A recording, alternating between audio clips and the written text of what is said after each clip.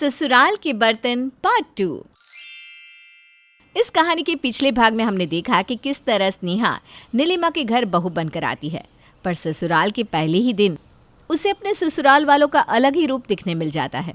पूरे ससुराल में सभी की एक बुरी आदत थी, जहाँ खाना खाया वहीं प्लेट छोड़ देना।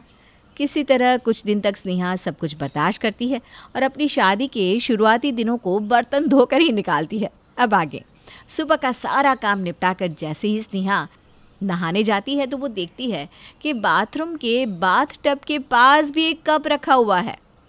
ये तो हद हो गई, अगर मैं अब चुप रही तो ये लोग अपनी आदतों से बाज नहीं आएंगे। पर करूँ तो क्या करूँ, कुछ कहा तो सब कहेंगे 2 दिन हुए नहीं बहू को आए और सास ससुर भारी लगने लग गए। याद आया, सुषमा आंटी, अब वही कुछ मदद कर सकती है मेरी। स्नेहा रसोई में बर्तन धोते हुए खिड़की से पड़ोसन सुषमा से कहती है, आंटी उस दिन आप क्या कहना चाह रही थी? बेटा वो बताइए ना आंटी, मैं बुरी तरह फंस गई हूँ और इन लोगों की हरकत है कि बदल ही नहीं रही। घर पर चारों तरफ बस बर्तन ही बर्तन रखे हुए हैं। कोई ये भी नहीं करता कि ग्लास उठाकर धोने में रख दे।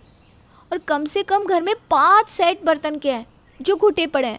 मेरा तो सारा दिन उसी में निकल जाता है। बस इसी कारण तो सौरभ की पहली पत्नी भाग गई थी। क्या? उनके घर में कोई भी औरत नहीं टिकती, बहू हो या बाई। मुश्किल से 500 रुपये देता है बर्तन वाली को और सोचते हैं कि पूरी दुनिया का बर्तन निकाल लेंगे। पहले इनके यहाँ ना एक काम करने वाली बाई आती थी, बेचारी बड़ी ही सीधी थी। 4 दिन अगर उसे बुखार हो जाए तो ये लोग 4 दिन के बर्तन को वैसा का वैसा छोड़ देते थे। हे राम, और नए पर नए सेट बर्तन के लाते रहते और जिस दिन वो वापस आती उसे सारे बर्तन धोने पड़ते। वही तो मेरे साथ भी हो रहा है। फिर क्या हुआ आंटी जी? फिर क्या होना था, वो काम वाली उनके घर से चली गई 10 बातें सुनाकर। फिर नीलिमा ने सौरभ की शादी की और पहली ही रात से इन लोगों ने अपनी नई बहू को बर्तन धोने का काम दे दिया। अब क्या बताऊं बेटा, मैं तो उस वक्त वहीं थी, गृह प्रवेश हो रहा था बहू का। और हो पूरे घर में पुराने बर्तनों की जो गंदी महक आ रही थी, पूछो मत।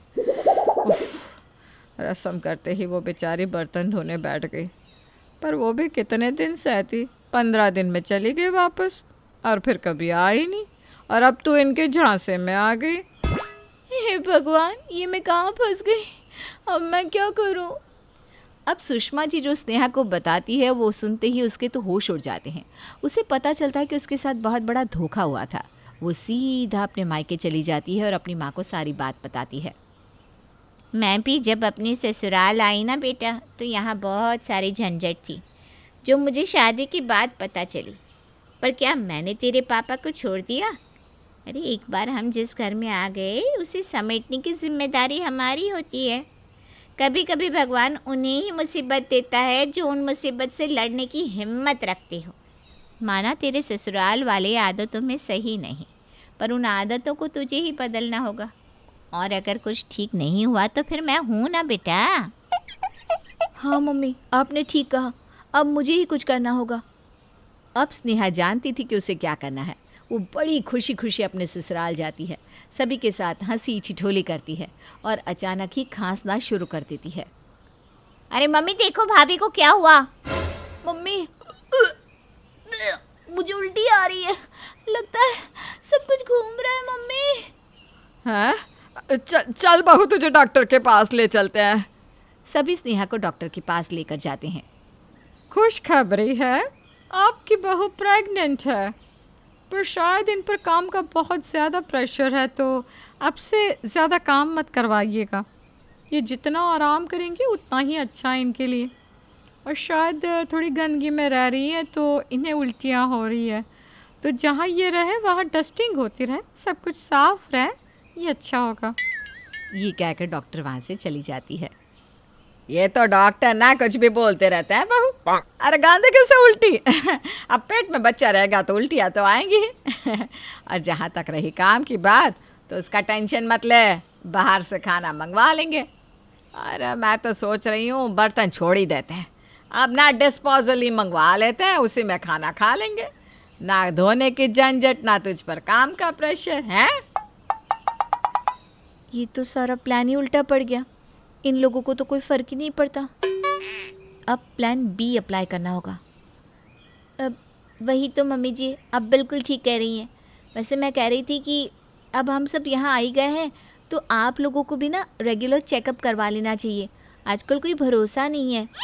यस भाभी, यू आर राइट। आजकल ना मुझे बड़ी थकावट सी महसूस होती है। स्नेहा की बात मानकर सभी हॉस्पिटल में टेस्ट सैंपल देकर वापस घर लौट आते हैं।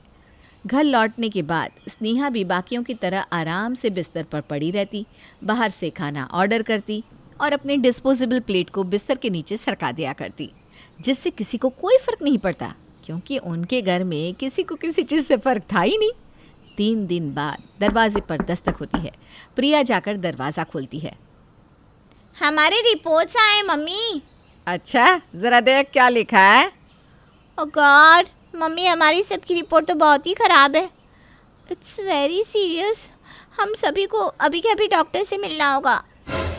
अरे मैं बुलाती हूँ ना डॉक्टर को, मेरे पास नंबर है। पूरे प्लान में शामिल स्नेहा की फ्रेंड वहाँ पहुँचती है। ये आजकल की लाइफस्टाइल के कारण हो रहा है। लगता है आप लोग उठकर खुद से एक गिलास पानी भी नहीं लेते, है ना? ऐसा तो कुछ नहीं है मैम, वो तो मुझे दिख रहा है घर में कितनी गंदगी। ऐसे तो आप लोगों को फूड पॉइजनिंग भी हो जाएगी। आप लोगों की बॉडी बहुत वीक हो चुकी है। अब आगे कितने दिन जीना है वो आपके लाइफस्टाइल पर ही निर्भर है। बाकी मैं क्या कह सकती हूँ। इतना पैसा छोड़कर मुझे मरना नहीं है। मैम प्लीज़ बताइए मैं क्या करूं? सबसे पहले अपने शरीर को काम में लगाइए। आप लोग जितना काम हो सकता है कीजिए। कम से कम अपने खुद के बर्तन धोकर अपना खुद का खाना बनाइए। चलिए फिरिए और जितनी हो सके उतनी साफ़ सफाई रखिए। बाकी दवाइयाँ मैं लिख देती हूँ।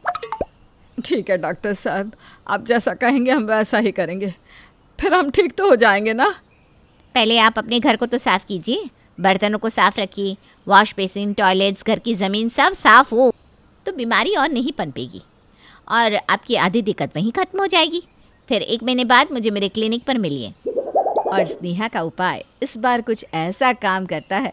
अगली सुबह जब वो उठती है तो अपने झगमगाते घर को देखकर चौंक जाती है। कमरे की इतनी अच्छी सफाई किसने की? तभी वहाँ हाथ में चाय का कप लिए सौरव आता है। आपको चाय बनाने की क्या ज़रूरत थी? बैठे बैठे शरीर को जंग ही लगता है स्नेहा, इसीलिए जितना काम करो उतना ही अच्छा है। आज नाश्ते की तैयारी मम्मी और प्रिया मिलकर कर रहे हैं, तुम आराम से चाय पियो। स्नेहा चाय पीकर कप को बेड के बगल की ड्रॉअर के ऊपर जैसे ही रखती है। 1 मिनट, कप मुझे दे दो स्नेहा, मैं उसे किचन में रख कर आता हूँ। बर्तनों को ना इधर उधर नहीं रखना चाहिए, बीमारी फैलती है। इसलिए अब से ना हर टाइम के बर्तन उसी वक्त धोकर रख देंगे हम लोग। ये कहकर सौरव कप लेकर कमरे से बाहर चला जाता है। I can't believe this. आखिरकार ये लोग सुधर ही गए। ये नकली रिपोर्ट्स तो बड़ी काम आई मेरे।